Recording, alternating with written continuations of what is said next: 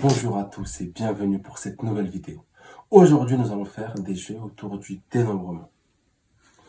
Vous devez vous demander à quoi servent ces cartes. Votre enfant va se demander la même chose que vous.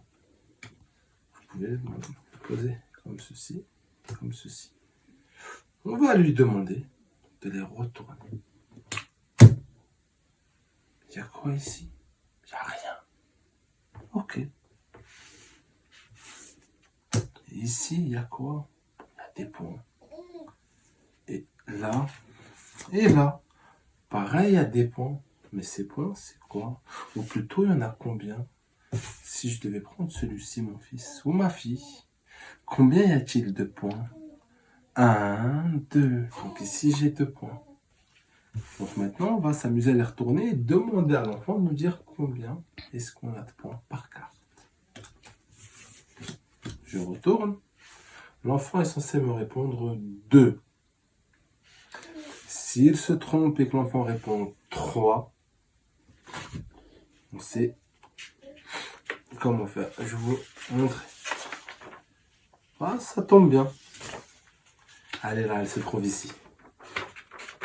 Si l'enfant se trompe et qu'il vous dit 3, vous allez lui montrer la carte où il y a le 3. Ici, on a 3. Il y a combien de points? 1, 2, 3. On le sait, mais l'enfant, voilà. Donc l'enfant doit retrouver. Et là, on va lui montrer que là, c'est 2. Non pas 3. En réexpliquant avec lui. 1 et 1, ça fait 2. Et là, le chiffre. Tout simplement. On va faire. Par la suite, on retire cette carte. Et bien, comme quoi, le hasard fait bien les choses. Ici, nous avons 1, 2 et 3. Si l'enfant me dit qu'il s'agit de 1, je vais lui montrer la carte où il y a un seul point et il va voir lui-même. Ça, c'est 1. Il constate lui-même qu'ici, nous avons plus de points. On retrouve l'endroit où il y a le même nombre de points. Ici. Et une fois qu'il a retrouvé, on peut lui expliquer qu'il s'agit de 3. Donc, nous avons 1. Et 1, ça fait 2. Et 1, ça fait 3. Donc, en tout, nous avons 3 points. L'enfant travaille à partir de l'erreur et il y a aussi différentes représentations. Et en plus, si vous pouvez le constater, les points ne sont pas faits de la même manière au niveau des cartes. C'est fait sciemment. Ici, ça tombe bien. Il n'y a rien. Généralement, c'est vrai que c'est pas appris, puisque rien, ça revient à 0. On peut montrer comme ça à l'enfant. Ça, c'est 0. Et on a certains enfants qui vont dire, non, c'est pas 0. Il n'y a que le point. Ou, rien, c'est comme ça, j'ai rien du tout. Tout simplement. Donc, on peut constater ici. Et désormais, il nous reste cette dernière carte qui bat le point 1 pour montrer 1.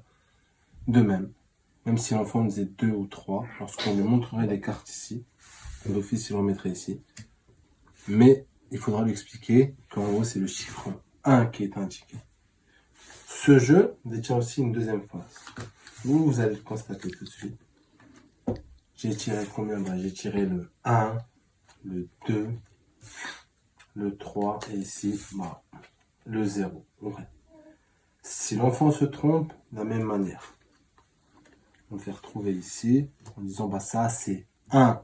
Parce que pour les reconnaître, c'est pas compliqué, c'est une association. Le fait d'associer ne signifie pas qu'on en reconnaît le chiffre. C'est deux choses totalement différentes, encore une fois. Et donc, c'est la répétition de ce travail qui va faire que l'enfant va ancrer la notion. Ce travail aurait pu être fait dans le sens inverse. Mais par contre, on peut constater quelque chose. 3, 1, 2, 0. Pour pas que l'enfant se rappelle 0, 1, 2, 3, 4, 5 et qu'au final, ça devienne une comptine numérique. C'est vraiment pour associer le chiffre, une quantité. Le chiffre, une quantité et ainsi de suite. Et lorsqu'on a fini cela, on peut demander à l'enfant, montre-moi 3 avec une main, quelque chose qu'on a déjà vu, tout ça. Ou avec 2 mains, comme ça.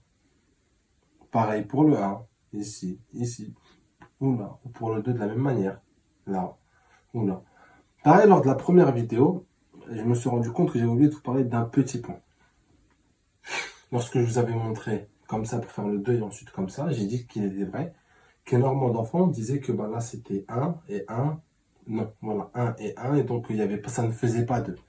Mais on a aussi une autre caractéristique d'enfant qui va dire, voilà, ça en réalité c'est 2 et là 2. Parce qu'ils ont enregistré, fais-moi 5, c'est ça. Donc 1, 2, 3, 4, 5. Donc il s'appelle 5, il s'appelle 1, il s'appelle 2, et ainsi de suite.